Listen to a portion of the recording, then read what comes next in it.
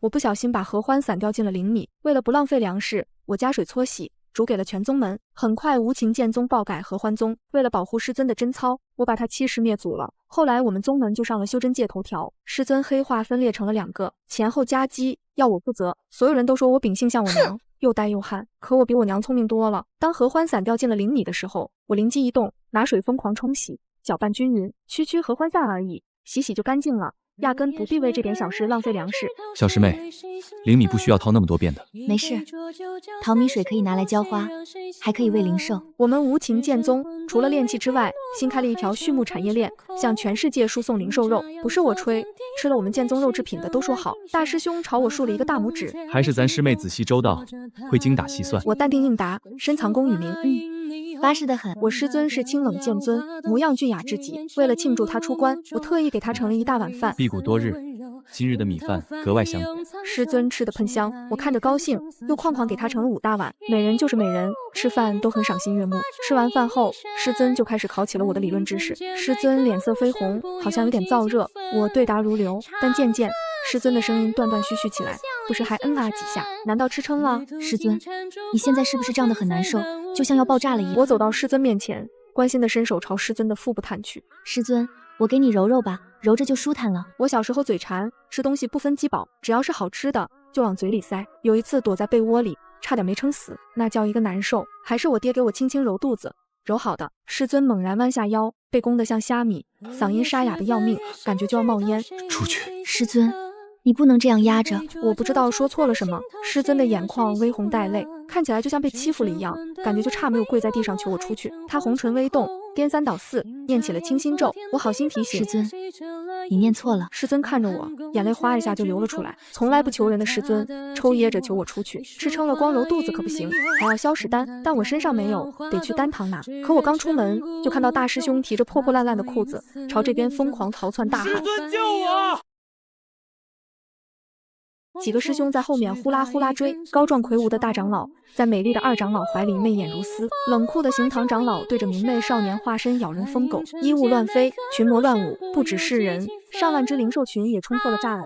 疯了，都疯了！为了不被踩成肉酱或被什么东西拖走，我唰的一下缩回了脚。大师兄的手扒拉在门缝上，死活不让我关门，用红肿的嘴唇道：小师妹，快放我进去！他屁股后面追着乌泱一堆人，跟活尸围城一样。我但凡只要把门开一点，就会被立刻攻破。可是我不救他，死道友不死贫道。我抬腿一脚把他踹到了二师兄怀里。二师兄朝我微微一笑：谢了，小师妹。我为大师兄默哀了1秒，砰！关门，一道巨大的光束落下，瞬间把师尊的院落牢牢罩住。虽然很有安全感，但不知道为什么，我想到了瓮中捉鳖4个字。当我回到房间的时候，师尊已经用封魔的玄铁链条把自己4仰8叉锁起来了，吊在空中特别突兀。铁链深深地勒紧了师尊的骨肉，鲜血横流。他微笑安慰我：不怕，等药效过去了，就没事了。师尊在我眼里一直都是衣冠肃穆，如今青丝散乱，脸颊潮红，泪眼迷离，看得我心里很不是滋味。都是我害了师尊，我必须要救他。知识就是力量。我坐在一旁哗啦哗啦翻起了书，终于功夫不负有心人，被我找到了破解之法。师尊颇为震惊，他不认为我会在我们无情剑宗这种名门正派的藏书中找到炼制合欢散解药的方法，但暴体在即，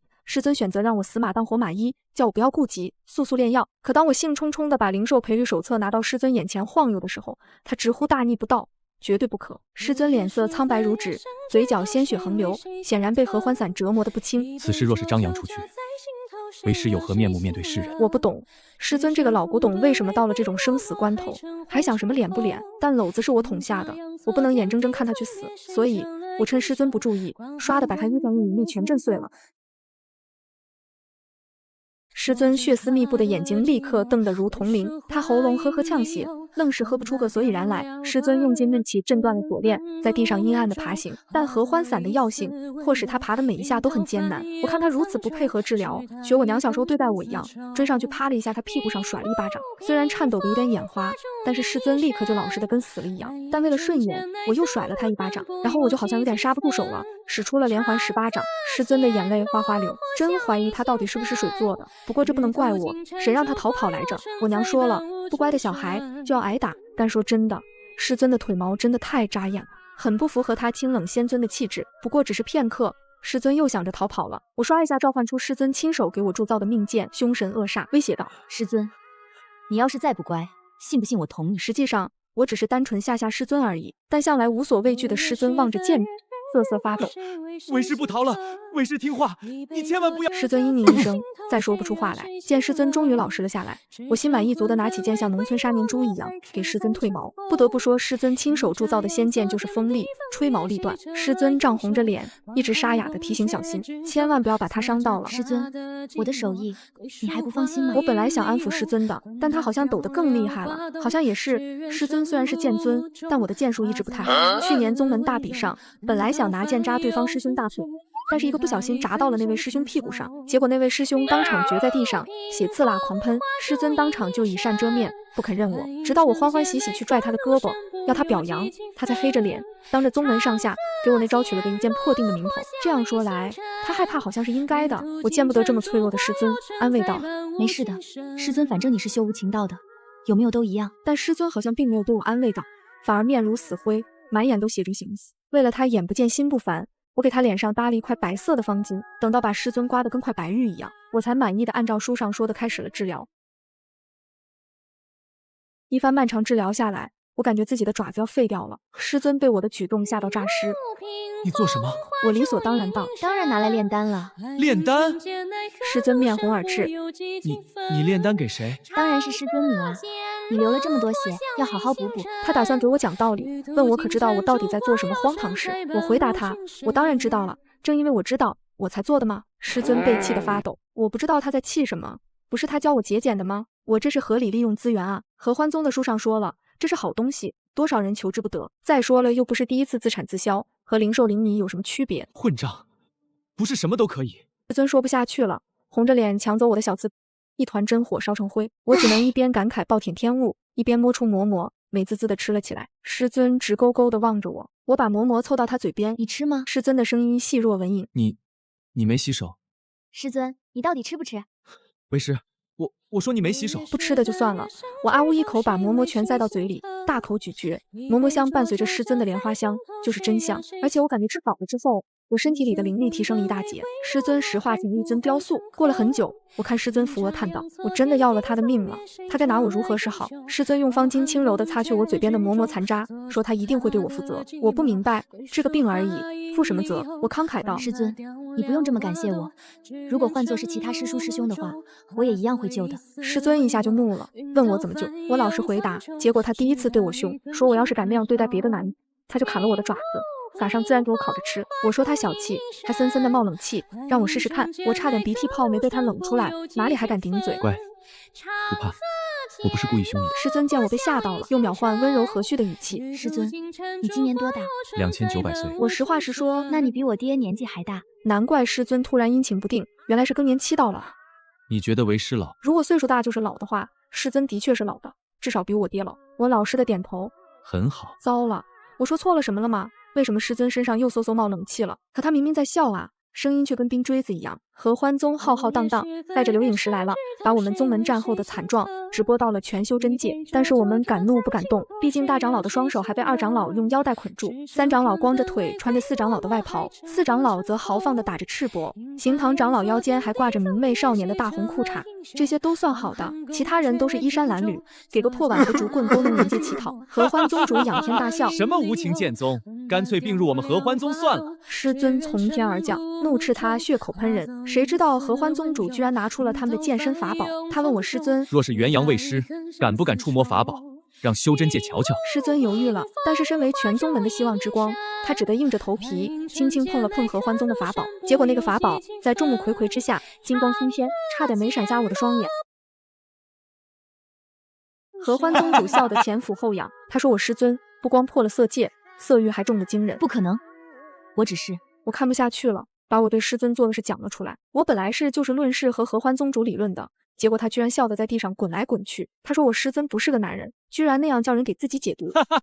笑死我了！堂堂无情剑宗几千口人，居然凑不出一个完璧之身。但很快合欢宗就笑不出来了，因为师尊脑接平内翻换了剑阵，把他刺成了马蜂窝，甚至还使出了我的那招一剑破顶，边捅边治，我看着都幻痛。坏消息是我们很快上了修真界的头条，家喻户晓。好消息是合欢宗主被捅爆的消息紧随其后，让我们分担了一部分热度。但不幸的是，我那高岭之花的师尊因此得了个不举仙尊的外号，而我混了个帮独生的混名。我不懂就问师尊，他们为什么叫你不举仙尊啊？我话一出口，所有八卦的目光都刷刷聚集到了我身上。师尊，他传音入密，告诉我别听外面的人瞎说，和我成亲当夜，我亲自告诉你。可是我并没有打算要跟师尊成亲啊。但是看在师尊的心情好像不是太美好的份上，我没有说出来。在经历宗门动荡之后，师尊紧急召开宗门大会，表示一定要把宗门内部的合欢宗奸细抓出来严惩。全宗上下都恨得牙根痒痒，还没抓到人呢，就纷纷讨论起了刑法。大师兄在二师兄和三师兄的搀扶下，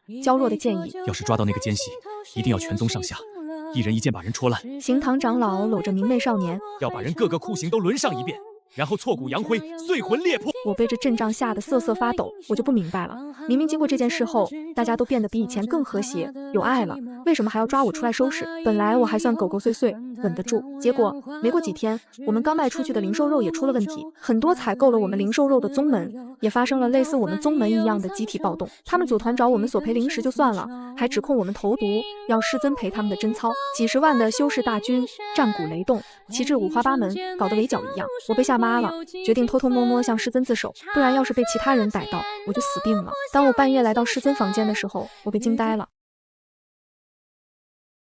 师尊长发披散，眼含水色，斜靠在软榻，肩膀半露，衣服要掉不掉，8块腹肌显露无遗，裤子也松松垮垮，光着2只脚。师尊，我鼻头一酸，眼泪啪嗒一下掉下来了，扑到师尊胸膛哭了起来。师尊慈爱地轻拍我的背脊，傻瓜，再好看也不能哭成这样啊！我边哭边忏悔，师尊对不起啊，我错了，都怪我。害你赔的底儿掉，衣裳鞋子都穿不囫囵。师尊的关爱戛然而止，为师不是愧疚之下，我竹筒倒豆子把事情全部向师尊坦白。师尊感觉牙都咬碎了，所以你最开始只是想研究合欢散的成分？我向师尊发誓，我纯粹只是出于好奇，并没有想把它撒到灵米里。我以为我捅出这么大篓子，师尊会大发雷霆，但师尊只是温和地揉了揉我的头，无奈叹道：下不为例。师尊对我这么好，我的心里更内疚了。师尊抱着我安慰道：是不怪你，是合欢宗的阴谋。我告诉师尊，不是那样的，我家和合欢宗有莫大的渊源，我去合欢宗跟回自己家没什么区别，我要什么他们就给我什么，对我从不设防。但是师尊还是坚持认为合欢宗把那么危险的东西交给我，就是他们的错。师尊说，他以后见合欢宗主一次打一次，死活不论，还让我以后都不要提及此事，他自有定夺。好了，哭也哭了，我这样你喜欢吗？师尊脸颊通红，站在地上朝我转了个圈，要我给他的新造型提建议。我认真道：师尊，我觉得你还是穿以前的衣裳好看，这样一点都不成熟稳重，刚才只顾着哭了，现在定睛一看，师尊现在这穿衣风格简直和大师兄躺在二师兄床上时候一模一样，乍一看跟大师兄附体了一样。还有我娘说过，露肚脐容易窜稀的。我把师尊敞开的衣衫给他一丝不苟的合拢。师尊僵硬笑道：你就真的一点都不动心？我一脸发懵看着师尊，你瞪大眼睛看看，我就不信你两眼空空。师尊幽怨地碎掉了身上所有衣服，我一下就被他吸引住了。师尊见状自发躺下，红着脸嘶哑道：轻点，为师。没事的师尊一回生二回熟，我一下抽出仙剑，哼哧哼哧刮了起来。想不到不过短短几天就生长起来了。结束后，我把剑一吹，收剑回鞘，打算去厨房找个夜宵。师尊泪眼婆娑把我叫住了，问我为什么还不开始。开始什么？这不都结束了吗？师尊表情皲裂，脸色一下又红又白。对了，师尊，我回头去药堂找个脱毛膏给你用用，老这么一直刮也不是事。我肚子饿得咕咕叫，说完就要走，师尊却飞出一条白绫，把我拽到了床上，胡搅蛮缠道：我余毒发了，你不准走。我把剑递给了师尊，他愣住了，我就贴心的帮他把剑插在床上。说真的，事发后我偷偷查阅了合欢宗那边的书籍，发现另一种解毒办法，师尊自己就可以自救，可比我当时好用多了。师尊瞳孔地震，剧烈的喘息着，不知道是气的还是为我的聪明才智感到激动。我拍了拍他的肩膀，让他不必为我自豪，说完就出去觅食了。等我觅食归来，就听到师尊在发笑，笑声疯疯癫癫的，前所未有的瘆人，而且他的眼睛还在发绿光。我不知道发生了什么，哆哆嗦嗦的把师尊最喜欢的韭菜端到师尊面前。师尊，你有什么想不开的？吃饱了再说，实在不行我用剑帮帮你。结果师尊袖袍一挥，把韭菜打翻了一地。师尊露出白牙，森森笑道：乖乐儿，吃什么韭菜啊？你不是想看为师给你表演吞剑吗？为师这就吞给你看。他抽出床上的仙剑就往嘴里塞，满嘴是血，咔嘣咔嘣嚼得稀碎，边吃还边冲我笑。所有人都听到我在师尊的住处尖叫，但是没有任何人来救我。好乐儿，为师给你喂点饭后水果。师尊修长的手指一下就插到橙子里，橙子立刻飙血。来，张嘴。我颤抖着把嘴张开，血橙甜是甜，就是太吓人了。吃完饭后水果，师尊让我靠在他怀里，吹箫哄我睡觉。好好的曲子被他吹得鬼气森森，我哪敢睡啊，生怕醒来被扔到乱葬岗。见我睡不着，师尊又给我讲起了睡前故事，都是些徒弟不听话，师尊要把徒弟关起来，如何炮制。我听得不自觉代入，幻痛得不得了。师尊黑化了，所以他一改往日的白衣飘飘，绿着眼睛，穿得黑不溜秋。而我一晚上担惊受怕，喜提一双黑眼圈，眼皮一直耷拉。大师兄看见乐颠了，说我这块木头也有纵欲过度的一天。师尊朝大师兄微笑着表示感谢，大师兄让师尊不用谢他，做徒弟的给师尊做造型指导是应该的。我才知道，师尊昨夜那个勾栏样式都是大师兄教的。不，为师向来有功必赏，有错必罚，你就不要推辞了。师尊这话给大师兄高兴的，嘴角都快咧到耳朵根儿，估计满脑子都在想师尊待会儿会怎么奖励他。很快，师尊就召开了宗门大会，告诉全宗上下，他已经抓到了投毒之人。看在师徒情分上，我希望那个人能主动站出来，我可以从轻发落，不然休怪我这个师尊无情。师尊冰冷着脸的样子太吓人了，我吓得腿直哆嗦，下意识就要站出来。毕竟我因为送的剑不合师尊心意，已经把他得罪了。他要办我还真没办法。但说时迟那时快，大师兄抢先哭丧着脸，顶着巨大的压力跪了出来。师尊，弟子错了，弟子不该投毒。我给大师兄竖了个大拇指，不愧是好朋友，就是仗义。大师兄看见我的大拇指，死的表情都有了，委屈的不得了，偏偏乱七八糟的交代他的作案过程，一字一句仿佛泣血。其他师兄们心疼的不得了，哗啦啦跪了一堆，向师尊替大师兄求情。我看向师尊，师尊也看向我，对视之下，我打了个冷战。这哪里是大师兄仗义自愿替我背锅，他分明是被师尊控制的大冤种。最终因为大师兄是无心之失，又认错态度良好，他被暂时剥夺大师兄称号，罚到灵兽饲养场去当10年杂役，外加给每一位受害者赔礼道歉。虽然我知道这样对大师兄很不公平，但这件事情圆满解决，我的心就踏实了。我和大师兄是好朋友，他替我两肋插刀是应该的。师尊，我错了，你不要黑化了，好不好？差一点变成灵兽饲养员的我，只能学乖，拽着师尊的衣袖撒娇。师尊吃软不吃硬，所以他面色温和了些。我赶紧讨好，师尊啊，你对我那把剑不满意没关系，宗门兵器库里那么多兵器，我们总能找到一件顺手的。狼牙棒怎么样？师尊，他脸色阴沉如锅底，闭眼晕染着血红。昨晚还忘了问你，那些乱七八糟的事谁教你的？我被吓住了，不敢说我在合欢宗的书上看到的，就说了句大师兄。师尊攥紧拳头，白皙的手背青筋暴跳。很好，师尊好不好我不知道，但大师兄被拖回来鞭笞了一顿，已经成为死狗。师尊擦去我额头的冷汗，温柔道，我就知道乐儿不会无缘无故作弄为师，原来都是这孽徒在背后唆使。大师兄虚弱哀嚎，我冤。我赶紧用苹果堵住大师兄的嘴，防止他继续发声。但出于意料的是，大师兄的嘴太大，一下就把那么大的苹果吞进去，毫无压力的嚼碎了。冤！我吓得扔了西瓜，结果大师兄堪比河马，一下就把西瓜爆汁了。冤枉啊！我把他打晕了。师尊，你大师兄是个不正经的断脚，你以后离他远一点。我点头如捣蒜。师尊出了气，换回了白衣。就在我以为他解除了黑化，松了一口气的时候，师尊用藤条捆着我，强制我把他强制了。我是龙女，情窍骤开，一发不可收拾。不知道昏天黑地多久，我修为咔咔猛涨是一回事，等我理智回神，师尊的尸体都硬了，我怎么叫他都不答应。惊恐悲伤之下，我只好求助我最信任的大师兄。此时他正躺在躺椅上，被投喂葡萄，指挥人在打扫灵兽场。听到我的遭遇，他差点没笑绝过去，大呼师尊也有今天。他说师尊心里没有数，明明是莲花偏要配龙，被吸死了活该。但看我急得眼泪都掉出来了，就安慰我别慌，他在冥界有门路，可以帮我把师尊找回来。大师兄把我带到一个他相熟的鬼力那里，让我有什么话可以对那个鬼力直说。我要找我师尊，他是一个仙尊，刚死不久，那一片都是仙尊。我顺着鬼力手指的方向看去，果然白茫茫的一片都是人。我不明白为什么大家都要穿白色，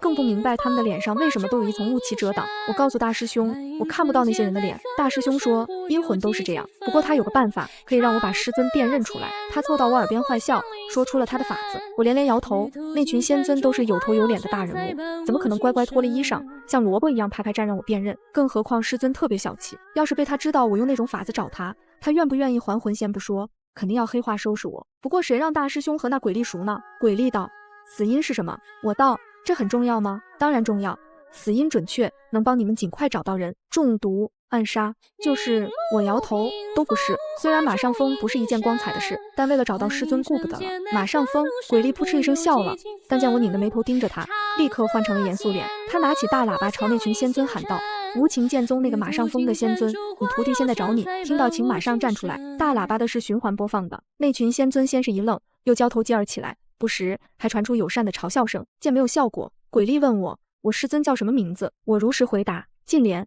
他冲那群仙尊喊道：无情剑宗马上封的金莲儿仙尊，你徒弟帮独生找你。我纠正他说是金莲，不是金莲，但鬼力偏偏要在这时犯了口音，非说金莲。我退而求其次，金莲就金莲吧，他偏偏还要加个儿。金莲3个字不停地回荡，我怀疑整个冥界都知道我们无情剑宗有个仙尊叫金莲儿。大师兄抱着肚子忍笑忍得特别辛苦，仙尊群更加骚动了。麻烦那位叫金莲的道友站出来一下好不好？对啊，道友，我们清清白白的，你马上封和我们站在一起也太……仙尊说着说着，还互相问对方是不是金莲，结果好像还真被他们找到了，但是只是一瞬，唰的一下，那抹白影就跑了。我提着裙摆赶紧追过去，还有热心仙尊提醒我师尊魂魄有莲花香，注意追踪，千万不能放跑他。不愧是仙尊，果然大慈大悲。结果我追着追着，师尊咚的一声就跳到了河里，紧接着一个自称是河神的老头浮出水面，举着2尊师尊的雕塑问我：小姑娘，你是要金师尊还是银师尊啊？我挠了挠头，很快就反应过来，我师尊的本体是神莲，所以应该属于花草。我要草，我话还没说完，河神立刻就变成了师尊模样，捂住了我的嘴。师尊长发湿漉漉披散，露出愉悦的笑容。你不是不喜欢我吗？怎么追到冥界来？我第一次红了脸，我之前又不懂什么是男女之间的喜欢，只能就事论事，但开了情窍又不一样了。何况双修到把人吸死，落得个黑寡妇的名头，这让我以后出去怎么见人？师尊听了我的解释，开心的把我抱在怀里转圈圈。师尊，你太过分了，明明就在仙尊堆里，我和大师兄那样叫你都不出来，你还说你被你大师兄那个逆徒骗了，谁找人会揭短，还故意叫我金莲。为师要是站出来，以后还能在6界立足吗？你那大师兄是人是鬼，是妖是魔都吃得通，你以后少听他忽悠。如果不那样说，怎么能把师尊激出来？不过只要找到师尊就谢天谢地了，我哪里还敢跟师尊辩驳？师尊说他并没有马上封，只是想吓吓我，报复我之前对他视若无睹。师尊说完，深情地吻上我的双唇，食髓知味的我没有推开他。然后忘川河一个巨浪打过来，我和师尊沉浸的忘乎所以，没反应过来，双双被大水冲走了。我听到一个极其怨毒的咒骂声，秀恩爱的狗男女都去死！我和师尊被冲到了恶鬼道，恶鬼们一见到我和师尊就疯了一样扑上来，但都被师尊用结界反弹在外。就在我以为不足为惧的时候，我的肚子饿了，是那种难以忍耐的饿，还伴随着虚弱。师尊发现了我的异常，递给了我一块酥饼。虽然很疑惑师尊的魂体上为什么会有食物，但我还是如狼似虎的吞吃了下去。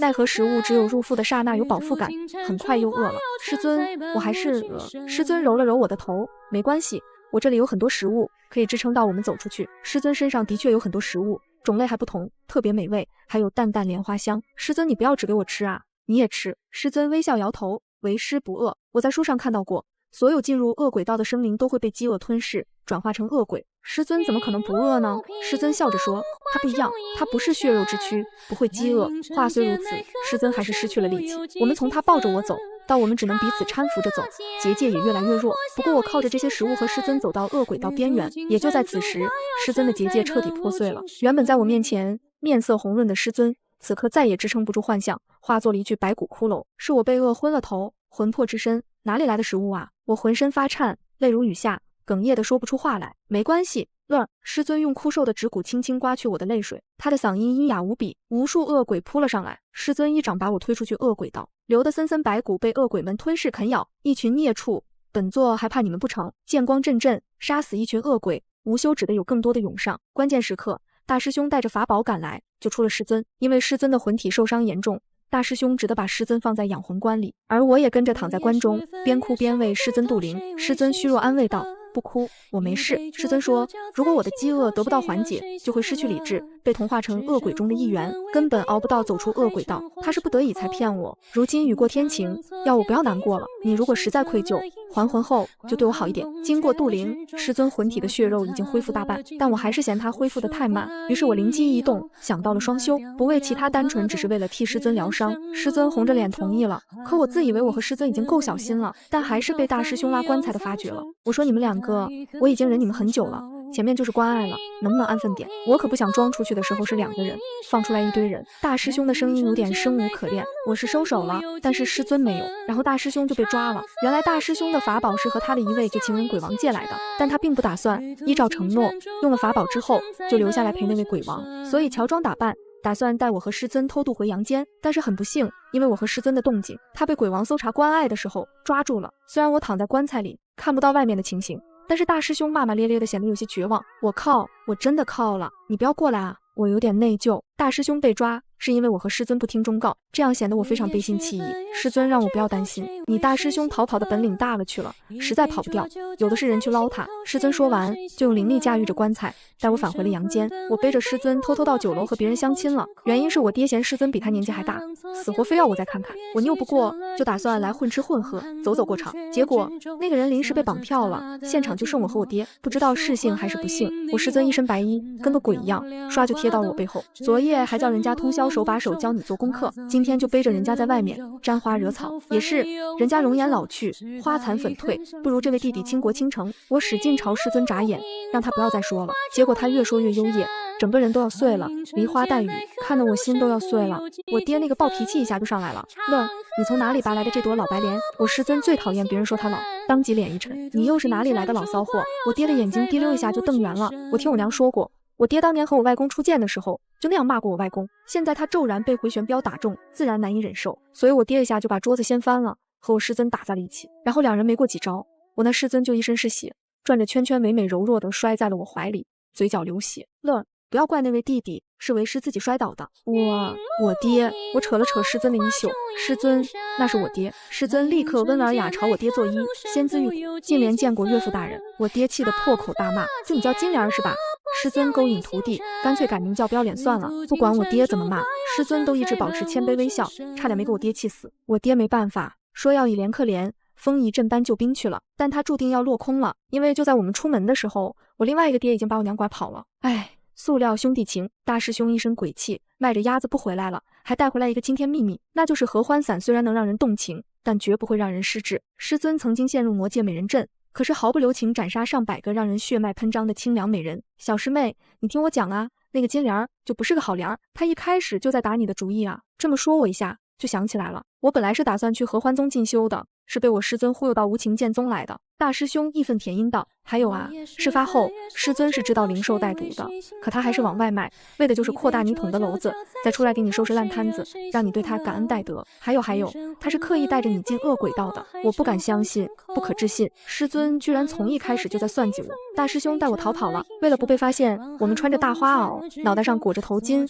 灰头土脸，挤在赶集的大爷大娘中间，坐着牛车，土路灰尘四起。我左脚一只鸡笼，右脚一筐鸡蛋，鼻翼间全是汗烟臭。不过师尊有洁癖，想来他也不会到这种地方来逮我。但是大师兄他被抬走了，刷刷刷窜出一堆俊美男人，刷一下熟练的就把大师兄抓走了。一个大娘同情道，姑娘，你男人被山贼劫走了。我没法回答大娘，大师兄不是我男人，而且那群人也不是山贼，因为我看到2到5师兄在里面。果然下一秒师尊出现了，他对大爷大娘们说我强了他，穿上裤子就和奸夫私奔，然后我就在唾弃中被赶下了牛车。师尊步步紧逼，我步步后退。怎么把为师吃干抹净就不认账了？我能说什么？我现在只想逃。结果师尊突然分裂成了2个，一黑一白，白衣先清冷，黑衣魔阴沉，前后夹击，把我堵住，要我负责。我往侧面跑，他又分裂出了俊美青葱少年和温润的书生，东南西北截断了我的逃跑路线。没过一会儿，就各色形态一大群师尊，我拼命爬，都是只差一点就被不知道哪个师尊的分身拖了回来。谁能告诉我，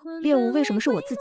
为什么师尊修无情道，修得比合欢宗还颠啊？谁能来救我啊？救命啊！救龙啊！也许看我被吓到了，师尊所有分身合一，变成了端坐神台、衣冠神圣的模样。他一把把我温和地拽到怀里。师尊，这是荒郊野外，不对，叫师傅。告诉师傅，灵气的合成是什么？藤蔓乱舞，巨浪滔天中，师尊红着脸，不停地问我问题。我除了惨叫还是惨叫，我的心无时无刻不想要蹦出嗓子眼。他虽然衣冠整齐，表情严肃，但还不如当初的勾栏样式呢。至少我不会有冒犯神明的罪恶啊！一定是大师兄那个坏蛋给师尊乱叫一通。不过跑是跑不掉了，就这样吧。天上一项涌动，我又突破了。我和师尊把无情剑宗折腾成双修宗的第3年，全修真界都知道无情剑尊进莲是个被徒弟拿捏的风莲花。那日我蹲在灵兽场啃灵瓜，看大师兄被几只发情的灵珠追得满场跑，笑得灵瓜子喷了一地。大师兄边跑边骂，说都是我当年的合欢伞把灵兽们也教坏了，如今连灵珠都学会抢亲了。我嚼着瓜摆手，哪能怪我？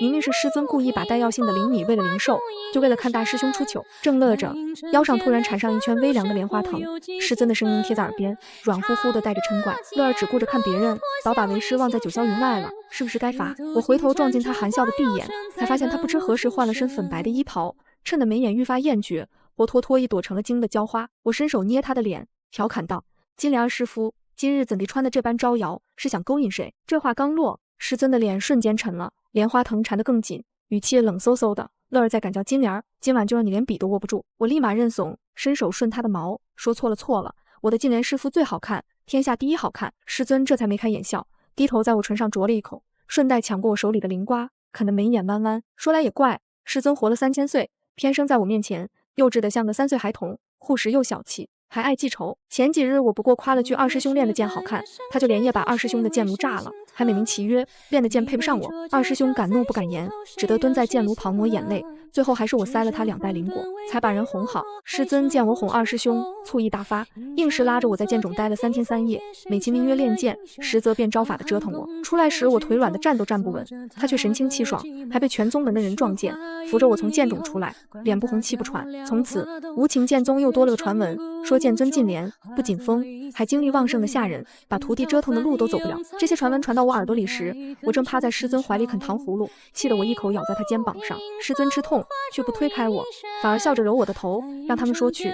我的乐儿只能我折腾。我翻了个白眼，心说你倒是舒坦，苦的是我。这风莲花早晚得把我折腾散架，日子就这般鸡飞狗跳的过着。直到某日，合欢宗宗主派人送来帖子，说要举办双修大会，请我们无情剑宗前去观礼。我看着帖子上合欢宗宗主那歪歪扭扭的字，忍不住笑了。想来上次被师尊捅成马蜂窝，还没好利索。师尊瞥了眼帖子，脸色瞬间冷了，捏着帖子的手指泛白。那老东西还敢来招惹我们，看来上次打得轻了。我拉着他的手劝道，师傅，人家好歹是宗主，给点面子，去看看也好，说不定能学2招。师尊低头看我，闭眼含着危险的光。乐儿想学，那为师今晚就教你，比合欢宗的招数好用100倍。我立马捂住嘴，不敢再说话。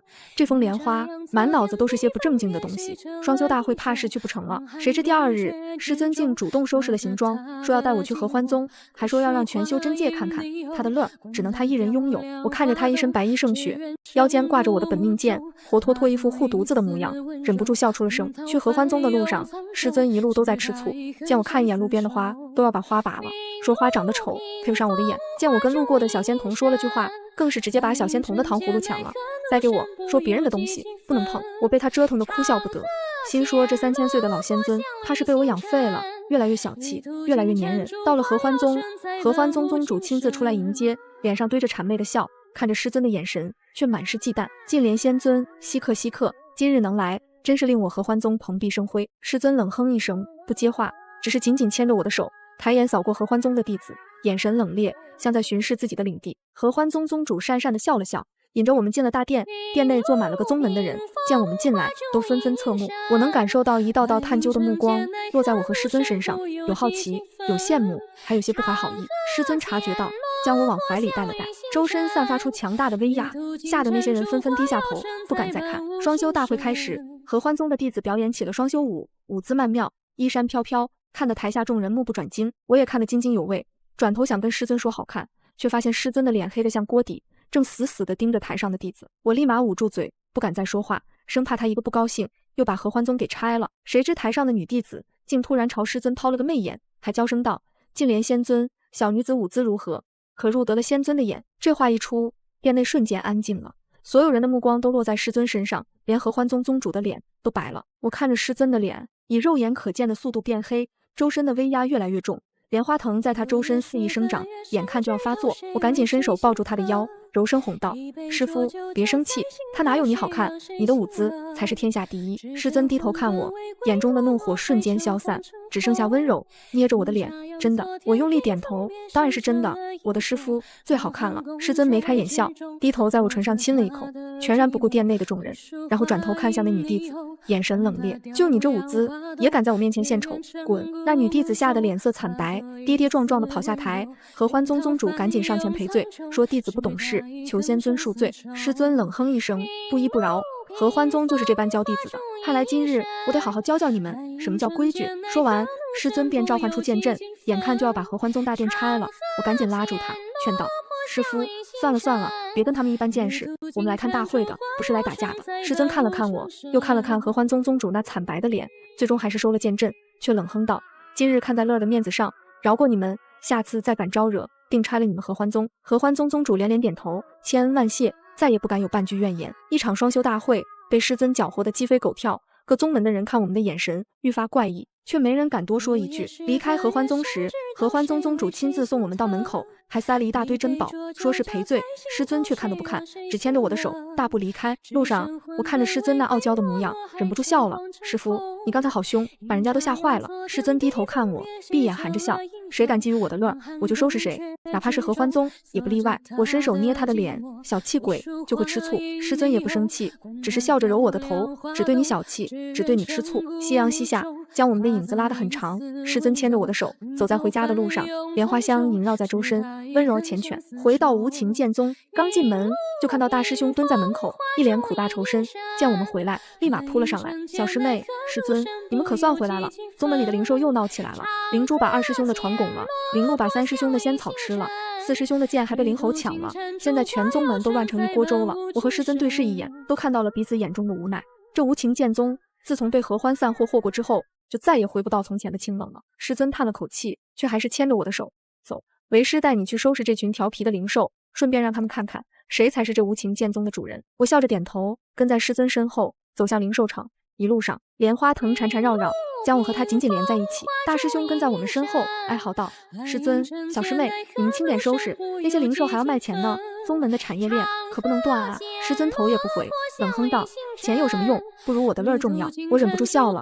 这风莲花这辈子怕是栽在我手里了，而我也心甘情愿被这朵风莲花缠一辈子，闹一辈子，欢喜一辈子。从此，无情剑宗再也不是那个清冷的修仙宗门，而是成了全修真界最热闹的地方。有疯癫护短的剑尊，有呆萌跳脱的龙女徒弟，还有一群被教坏了的灵兽，每天鸡飞狗跳，却满是温情。而那朵风莲花师尊，也终究是成了我的专属，只对我温柔，只对我小气，只对我倾尽所有的深情。日子一天天过，岁岁年年，朝朝暮暮，我和师尊就这般在这无情剑宗守着彼此，守着这一方小小的天地，看尽世间繁华，尝遍人间百味，唯愿岁岁年年皆有彼此相伴。偶尔我还是会蹲在灵兽场啃灵瓜，看大师兄被灵珠追着跑，师尊会从身后抱住我，抢我的灵瓜，捏我的脸，嘴上说着罚我，却满眼都是温柔。偶尔我还是会不小心闯点小祸，师尊会替我收拾烂摊子，然后故作生气的罚我，却在我撒娇时瞬间心软，把我宠上天。偶尔各宗门还是会来拜访，看着我们这对不按常理出牌的师徒，满是无奈，